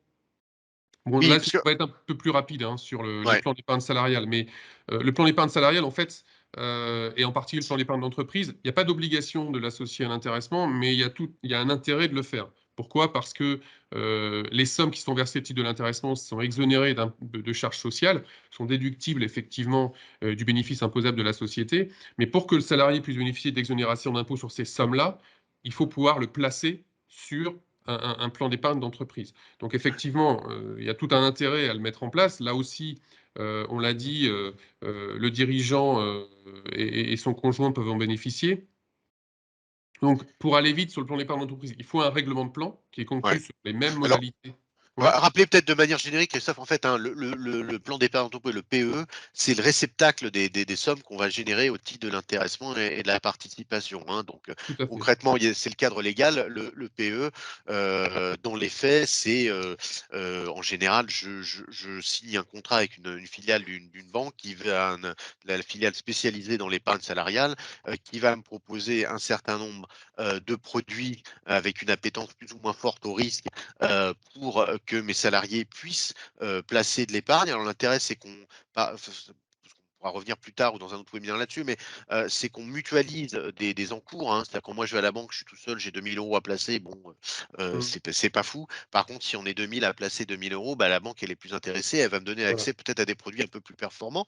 Et alors à noter aussi que dans le choix des produits dans la discussion qu'on va pouvoir avoir avec la filiale bancaire, c'est aussi peut-être qu'ils puissent nous proposer des placements qui puissent être, pour certains en tout cas, en adéquation avec les valeurs de l'entreprise. On peut intégrer, par exemple, on peut demander à intégrer des éléments liés au développement durable. Ça peut être Tout à fait. intéressant en D'ailleurs, termes d'image. il y a même une obligation dans le plan de prévoir effectivement différents types de risques, mais aussi ce type de produit un peu plus, on va dire, responsable dans le dispositif auquel on veut adhérer. Mais effectivement, dans la pratique, le salarié, il y a de l'intéressement qui se dégage. On va lui poser la question, on disait tout à l'heure, on fait le bilan, on fait le résultat, on calcule l'intéressement, et le salarié, on doit l'informer de cet intéressement collectif, de l'intéressement individuel qu'il va percevoir et du choix qu'il a, si tant est bien évidemment qu'on a mis en place un plan d'épargne d'entreprise ou tout type plan d'épargne salariale équivalent, de soit le placer en tout ou partie sur ce plan d'épargne salariale et ainsi de bénéficier d'exonération d'impôts, soit d'en prendre tout ou partie en direct, de le percevoir directement. Donc les exonérations de charges sociales seront acquises, mais pas l'exonération d'impôts. Il devra effectivement déclarer les sommes qu'il a effectivement qu'il a perçues au titre de ses impôts. Donc ce choix-là, effectivement, il doit le faire. Souvent, on laisse un délai de 15 jours pour que le salarié puisse rendre une décision. Et s'il ne rend pas de décision, par défaut, c'est mis sur le plan d'épargne d'entreprise, d'ailleurs. Et Alors, sur un support qui sera déterminé, là aussi par défaut, souvent le support le moins risqué à minima. Donc il y a un formalisme, on l'a dit effectivement, comme tu l'as dit Pierre, on travaille avec des partenaires financiers qui vont proposer un certain nombre de produits. Le règlement de plan doit exister et surtout s'il y a un point qu'il faut bien retenir dans le cadre du PE, c'est que bon, il y a différents dispositifs, hein, notamment la possibilité aussi d'investir dans des parts sociales, d'acquérir des parts sociales de l'entreprise. Hein. Rien n'empêche dans le PE de mettre en place, un peu dans la continuité de ce que tu disais, ces éléments-là, de mettre en place effectivement de l'acquisition d'actions ou de parts sociales de l'entreprise. J'ai même vu à titre un petit peu original, des entreprises logées là-dedans, un fonds commun de placement entreprise avec un emprunt obligataire au profit de l'entreprise. C'est-à-dire qu'en fait, l'entreprise a levé de la dette auprès de ses salariés, alors effectivement avec un taux attractif, avec des systèmes d'abondement, etc. Mais c'est dire un petit peu le côté non pas sans limite, mais en tout cas un panel d'offres possibles sur ces supports de PE. Mais bien évidemment, plus simplement aussi, pour des entreprises qui ont quelques actions en circulation, ou en tout cas un marché organisé de circulation de l'action, ça peut être le support pour que chacun puisse, sans nécessairement être associé, puisse acquérir des actions de l'entreprise financées par son épargne salariale. On peut y mettre effectivement sur le plan d'épargne salariale l'intéressement, mais aussi la participation si elle existe. On peut mettre même pourquoi pas faire des versements volontaires. Hein, donc d'ailleurs le PE peut exister tout seul sans accord d'intéressement. Hein, et c'est ce qui souvent se met en place dans des petites structures familiales dont on parlait tout à l'heure aussi. Et puis il y a la possibilité, on parlait de CET, là, on avait une question sur tout le à CET. fait, ouais. Si j'ai un CET dans l'entreprise, je peux effectivement y verser les droits inscrits à un CET. Donc, c'est une manière de le monétiser, quoi, hein, voilà, finalement. tout à fait. On peut monétiser le CET et on peut monétiser le CET par le biais effectivement de ce plan d'épargne d'entreprise. Donc ça, on a ouvert aussi cette possibilité de transformer du temps en argent par ce biais-là, bien évidemment avec les contraintes du plan d'épargne d'entreprise, c'est-à-dire un blocage des sommes pendant un certain nombre d'années, puisque le PEE, il y a un minimum de délai de blocage de 5 ans pour bénéficier des exonérations d'impôts. C'est quelquefois aussi ce qui un peu rebute les salariés qui préfèrent percevoir l'argent. Mais encore une fois, ils ont le choix de prendre l'argent de l'intéressement immédiatement en le soumettant à impôt, notamment pour ceux qui éventuellement sont en dessous des plafonds de déclenchement de l'impôt sur le revenu. Indirectement, c'est un des rares moments finalement où on va pouvoir monétiser, parce que dans le CET, il peut être alimenté par du congé payé dans certaines limites, si ma mémoire est bonne. C'est un des Oui. rares moments où on va pouvoir monétiser du congé payé, en fait, Oui, alors avant la principe, sortie de on peut pas l'entreprise. monétiser la 5e semaine, hein. On peut le mettre on peut mettre la 5e semaine sur le CET, mais on peut pas monétiser la 5e semaine de congé payé. On peut monétiser des congés exceptionnels pour ancienneté, D'accord. des jours de Donc, repos, mais pas je peux les pas alimenter mon PE avec du CET qui serait issu de congé payé. congés payés légaux, pas les 5 semaines D'accord. légales. Donc on touche pas au sacro-saint principe des congés Non, payés les légaux 5 semaines où légales il faut doivent les prendre. voilà, il faut les prendre. D'accord. Autre point important du plan d'épargne d'entreprise, c'est l'abondement, puisque là aussi, on est soumis d'ailleurs au même principe d'exonération par le principe de non-substitution, mais l'employeur peut abonder sur les versements des salariés. Le salarié décide de mettre en place et de verser de l'intéressement, j'ai le droit effectivement de dire, bah, moi j'abonde à 100% de ce qu'il va verser. J'ai le droit, mais pas l'obligation, hein. C'est-à-dire que je peux très bien mettre en place un PEE et me limiter mon abondement à la prise en charge des frais de gestion du plan. En gros, pour prendre l'exemple de Pierre, bah, si je vais avec mes 2 000 € à la banque, bah, je vais avoir des frais qui vont être facturés. Là, les frais, c'est pris en charge par l'employeur.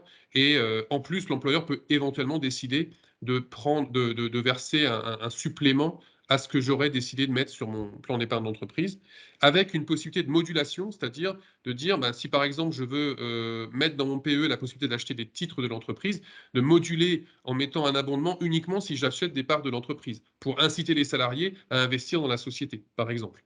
Hein, donc, Et est-ce qu'on peut imaginer aussi un abondement de performance? C'est-à-dire que finalement, j'abonde de 100 si mon résultat est de tant, j'abonde de 150 s'il est encore un peu plus élevé, etc., etc. alors, bonne question. Ce pas des choses que j'ai déjà mis en place et je t'avoue que je ne sais pas. Alors, moi, non, Je il ne me sais semble pas que si on oui, mais pourrait c'est faire un un point qu'il abondement de faudra qu'on performance. vérifie. Mm, mm. De mémoire, j'ai pas ça en tête, mais je peux vérifier ce point. Parce C'est qu'en pour dire principe, qu'on encore une a, fois, c'est du de toute live, hein. façon, si ça devait être le cas, ça serait par rapport à une performance collective. Tout à Et fait. de toute façon, l'avantage d'un PEE, si tu veux, c'est que il n'y a pas de délai comme l'intéressement qui doit être conclu dans les 6 premiers mois de l'exercice. En fait, on peut le mettre en place à tout moment. Simplement, il faut le mettre en place avant le versement, avant de décider de verser. C'est-à-dire, si je verse de l'intéressement le 31 mai 2022 pour un intéressement 2021, je peux mettre en place le PEE début mai, de manière à ce que le salarié au dernier moment ait le choix de mettre sur le PEE. Donc, je peux mettre en place mon PEE. Si je n'ai pas de représentant du personnel, je peux le mettre en place unilatéralement d'ailleurs. Et dans ce cas, bah, c'est moi qui décide de l'abondement que je vais y mettre. Donc, je peux très bien cette année mettre un abondement de 100% parce que je considère qu'il y a eu de la performance ou parce que je veux inciter à ce qu'on mette dessus. Et puis l'année prochaine, faire un avenant à mon règlement de plan que j'ai mis en place unilatéralement en supprimant l'abondement, par exemple. Donc, ça peut répondre à ta question en disant qu'à partir du moment où c'est mis en place unilatéralement par l'employeur, je peux plus facilement faire ce que je veux avec l'abondement, le taux d'abondement d'une année sur l'autre. Ok, non, c'est parfait. C'est parfait, c'est parfait. Petit point de fiscalité, alors peut-être de manière un peu disparate. On a parlé de l'intérêt du régime de ce qui est déposé dans les PE via les différentes sources d'alimentation, tant sur les primes d'intéressement, de participation que sur l'abondement et les versements volontaires.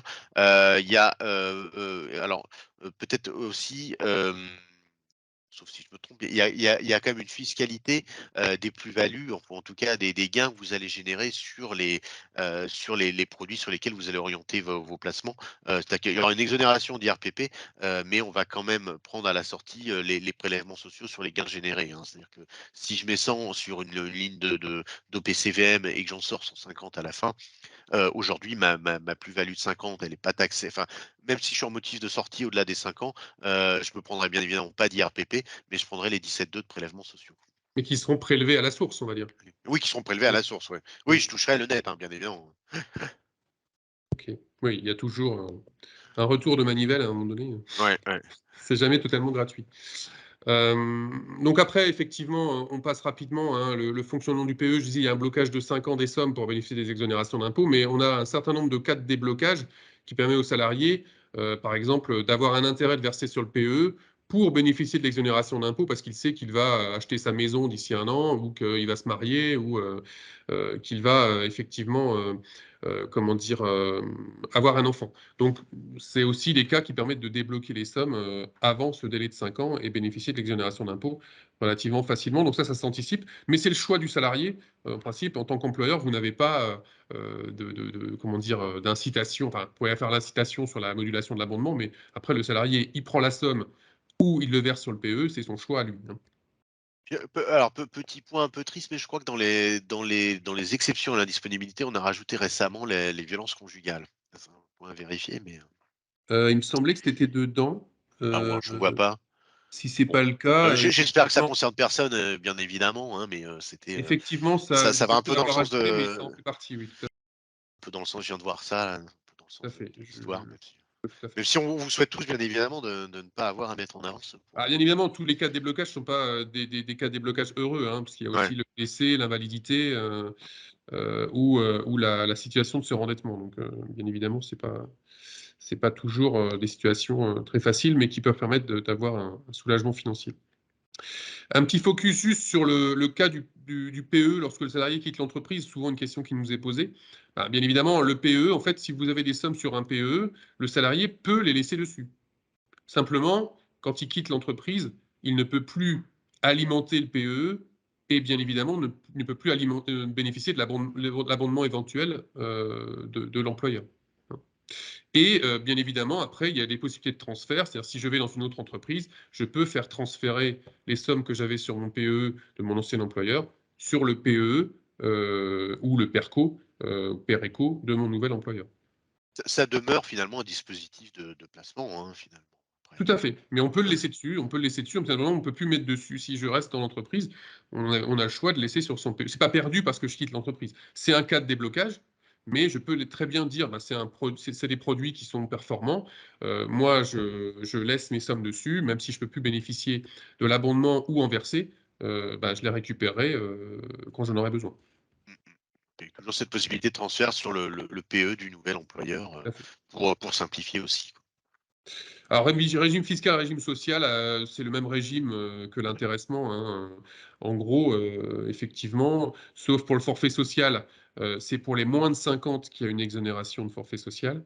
Et puis, il y avait eu un régime de faveur là en 2021-2022, puisqu'il n'y avait pas de forfait social, même pour les plus de 50, lorsque le versement volontaire, non pas issu de l'intéressement, avait pour objet d'acquérir des actions ou des certificats d'investissement de l'entreprise ou d'une entreprise du groupe, hein, donc de titre de l'entreprise ou du groupe. Voilà, donc ça aussi, encore une fois, une incitation à ce que les salariés investissent dans leur société pour mieux les concerner. Eh bien, à titre conclusif, on reprend là aussi un petit peu ce qu'on a dit, hein. L'idée, c'est vraiment de favoriser la constitution d'une épargne et de bénéficier de supports de placement avec pour tout ça des dispositifs d'alimentation variés et un cadre en termes d'IRPP, enfin, plus largement de fiscalité et de charges sociales qui est très favorable dès lors qu'on respecte ce délai de 5 ans. Si on revient sur les sources d'alimentation, donc on avait l'intéressement, la participation, l'abondement LCET, mais aussi les versements volontaires. Et aujourd'hui, on a quand même, alors ça c'est dans le point d'après, mais qu'on ne développera pas aujourd'hui, hein, par manque de temps, la tendance est d'orienter cette épargne vers le post-emploi, donc la partie retraite au travers des PERECO. Oui, alors effectivement, tu l'as dit, on n'a malheureusement pas le temps d'approfondir ce point-là.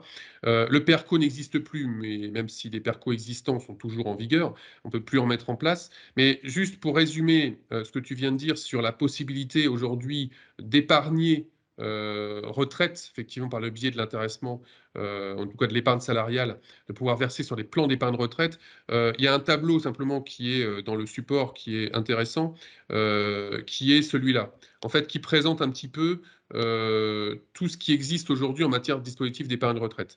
En gros, ce qui existait jusqu'à maintenant, c'était ce qu'on appelait l'article 83. C'était en gros des contrats collectifs pour des catégories de personnel avec des versements volontaires, et le PERCO, qui est un plan d'épargne d'entreprise, mais orienté vers la retraite avec des plafonds d'abondement plus élevés et un blocage jusqu'à la retraite. C'est-à-dire, même si je quitte l'entreprise, je ne peux pas débloquer les sommes. C'est vraiment une épargne forcée pour la retraite. Ça n'existe plus, même si ces produits-là qui ont été mis en place avant 2020, avant le 1er octobre 2020, sont toujours en vigueur. Maintenant, on a mis en place ce qu'on appelle le PERECO, PERO et PER regroupé. Le PERECO, c'est l'ancien PERCO, c'est un peu le même principe. Le PERO, c'est l'ancien article 83. Et le PER regroupé, en fait, c'est un peu un cumul des dispositifs. L'intérêt majeur de ces dispositifs, c'est de pouvoir transférer les sommes d'un plan à un autre assez facilement. Voilà. Il y a vraiment pouvoir une fongibilité qui est mise en selon les avant. produits, en fait. Voilà. Et ça, c'est un des atouts majeurs en fait de ces produits-là. Alors bien évidemment, là-dessus, nous, on peut vous accompagner sur le conseil, pas sur le produit, puisqu'on ne vend pas des produits, mais sur l'opportunité, effectivement, de mettre en place, au-delà du PE. Les PERCO ont toujours été un petit peu mis à l'écart, hein. Les salariés n'ont jamais été très intéressés parce que ce pas des sommes qu'on touchait immédiatement. Bon, les problématiques de les retraite cas de déblocage sont quand même très, plus très limité. drastiques. Hein. Voilà. Ouais, Alors maintenant, ils ont mis l'acquisition de la résidence principale dans les cas de déblocage, qui peut être intéressant, mais il n'y a toujours pas la cessation, cessation du contrat de travail. En principe, bien évidemment, encore une fois, c'est de l'épargne forcée pour la retraite. Donc, mais ça reste intéressant dans le cadre d'une réforme des retraites qui va être qui risque d'être assez douloureuse, et d'un intérêt pour les salariés de plus en plus de se constituer une retraite complémentaire des régimes légaux et complémentaires qui vont être de plus en plus menacés, entre guillemets. Donc voilà, il peut y avoir un intérêt aussi de vendre ça à ses salariés, même si c'est un peu moins sexy que le PE, qui est un peu plus disponible rapidement. Il y a un élément intéressant sur le PER regroupé, qui est finalement que ce que le PER que vous avez pu constituer à titre personnel, il est fongible avec de l'épargne retraite d'entreprise, quoi. Tout à fait. Pour vous avoir et mutualiser tout ça sur un seul plan, puisque vous pouvez avoir un décalage entre le moment où vous, individuellement, vous orientez une partie de votre épargne sur des supports retraite, et où votre entreprise amène cette réflexion. On pourra vous mettre à disposition ce tableau, hein, récapitulatif, qui est plutôt bien fait pour savoir un peu comment s'orienter. Et bien évidemment, on est à votre disposition pour tout conseil, ou en tout cas discussion sur ces sujets-là, en lien avec vos partenaires financiers habituels. Dernière chose, et après on vous laisse tranquille. On libère ensuite. Les plans interentreprises, pourquoi on a voulu parler des plans interentreprises? Parce que, en fait, ça devient de plus en plus, entre guillemets, à la mode. Plutôt que faire son propre PE, de plus en plus d'organismes financiers proposent d'adhérer à des plans interentreprises qui, là aussi, par effet de masse, permettent effectivement d'avoir des volumes plus importants et des produits plus intéressants en termes de performance. Simplement, en plus, en termes de formalisme, il n'y a pas besoin de dépôt à l'administration. Vous ne faites qu'adhérer à un plan auxquels d'autres entreprises ont adhéré, des entreprises quelquefois de secteurs d'activité totalement différents du vôtre, et qui permettent effectivement d'avoir un niveau de performance plus élevé que faire son petit PE dans son coin, qui est peut-être moins intéressant pour les banques. Donc là aussi, c'est à étudier, mais c'est pas inintéressant de passer par ce biais-là. En tout cas, ça a un peu le vent en poupe dans les propositions qui sont faites. Ça fonctionne de la même façon, simplement c'est un player inter-entreprise, comme il existe d'ailleurs ce qu'on appelle des pair call-i, c'est-à-dire des pair éco inter-entreprises, de la même manière que des PE ou pair éco propres à l'entreprise. Oui, le percolis, c'est pas une maladie, hein, donc c'est bien Non. un support de plan. Alors peut-être en conclusion juste globale, hein, de ce qu'on a pu voir aujourd'hui, on a déjà parlé de l'intéressement, de la souplesse et de l'intérêt de l'intéressement, du PE, du PERECO, donc on ne va pas s'appesantir. Je pense on a donné suffisamment, je pense, d'éléments. En tout cas, on pousse beaucoup sur l'intéressement parce qu'on pense que. Oui, parce que c'est la clé, en fait. Hein, c'est la clé de voûte de tout le système, en fait, finalement, et de la souplesse que vous pouvez obtenir. Derrière, on a un petit tableau un peu simpliste, hein, mais qui permet de facilement voir l'intérêt entre le versement d'une prime toute bête à un salarié soumis à charge et de l'intéressement, l'intérêt financier à la fois pour le salarié et pour l'entreprise. Voilà, oui, entre ce que ça coûte et puis le rendu à la fin pour le salarié, enfin quelque Voilà. part le net perçu, c'est ça qui est important, hein, c'est le ratio entre voilà qui est mis en exergue par Christophe, le taux d'efficacité, quoi. Voilà. Ça peut être intéressant pour le salarié de lui faire comprendre qu'il a tout intérêt à adhérer au principe de l'intéressement, Ouais. qui en plus serait quelque chose, contrairement à la prime, quelquefois est un peu aléatoire, on ne sait pas s'il va l'avoir ou pas. Par l'intéressement, c'est un accord, il y a des choses qui sont écrites, et si les résultats sont atteints, on ne peut pas tricher sur un bénéfice ou sur une performance qui est bien définie dès le départ. Donc nous, effectivement, ben, voilà, comme on l'a dit, on peut vous accompagner sur cette démarche. On en a l'habitude, hein, bien évidemment, on est souvent confronté à ce type de situation, de questions et de formalisme à respecter. C'est à la fois notre rôle, Pierre, en tant qu'expert comptable, en termes de stratégie et de chef d'orchestre un petit peu de la stratégie de l'entreprise. Et puis, alors moi, plus techniquement sur la partie juridique, puisque voilà, c'est tout l'accompagnement juridique qu'on peut vous proposer. Et puis, voilà, on le dit souvent, hein, nous, on n'a rien à vendre, entre guillemets, c'est-à-dire on n'a pas de produit à vendre, on est neutre, donc on pourra vous conseiller le meilleur dispositif adapté à votre entreprise, la meilleure formule de calcul qui peut effectivement correspondre à votre fonctionnement et à l'optimisation de Ouais. votre fonctionnement. Alors effectivement, à ce niveau-là, enfin sur les supports, produits et cetera, on peut tout à fait, travailler, avec, vos banquiers, vos conseils autres. Nous, effectivement, on n'a strictement rien à vendre et aucune forme de commissionnement, sur les produits que peuvent commercialiser Mmh. les banques à ce titre. Par contre, on sait quand même, lire entre les lignes et voir quels sont les éléments importants à prendre en compte. Donc Et ne pas faire on faire est attention aussi quelquefois aux plans qui sont proposés par les banques avec un taux d'abondement forfaitaire de 300 faites attention à ça, parce que quelquefois c'est un peu des pièges, et encore une fois chacun fait son travail, hein, mais bien évidemment l'organisme financier, lui, il vend un placement des produits, ce qui ne veut pas dire qu'il ne fait pas son travail correctement et convenablement. Voilà, nous, on ne prendra jamais un intérêt sur le Oui, c'est produit pas c'est auquel pas le vous même avez business. Nous, on est vraiment sur du conseil et du support. de nos L'établissement valeurs, hein. financier, il va être sur de la captation d'encours et sur des frais de gestion, hein, business model différent. Donc si vous avez des on vous remercie de votre attention. On est désolé, surtout On moi, est c'est moi qui ai une grande bouche du débordement, mais c'est des sujets très vastes, hein. On pourrait, comme on le disait tout à l'heure, en parler pendant des heures parce que c'est très finalement beaucoup plus complexe même que on a essayé de le simplifier au maximum pour que vous le compreniez bien, et si vous avez des questions, on est à votre disposition. Heu Même d'ailleurs, on a vos coordonnées par le fait que vous êtes inscrit au webinaire. On pourra tout à fait, pourquoi pas, sur les cas personnels, les cas individuels, poursuivre cette conversation, individuellement par la suite. voilà, on est tout à fait oui et à votre disposition. Et bon, on en a encore Comme pour tout le quelques-uns, mais monde. c'est bon pour tout le monde a priori. Le message est passé, hein. Bah, écoutez, on vous remercie beaucoup de votre attention, de votre patience, et on est à votre disposition. Bonne journée à vous. À très bientôt. Au À revoir à bientôt. tous. Au revoir.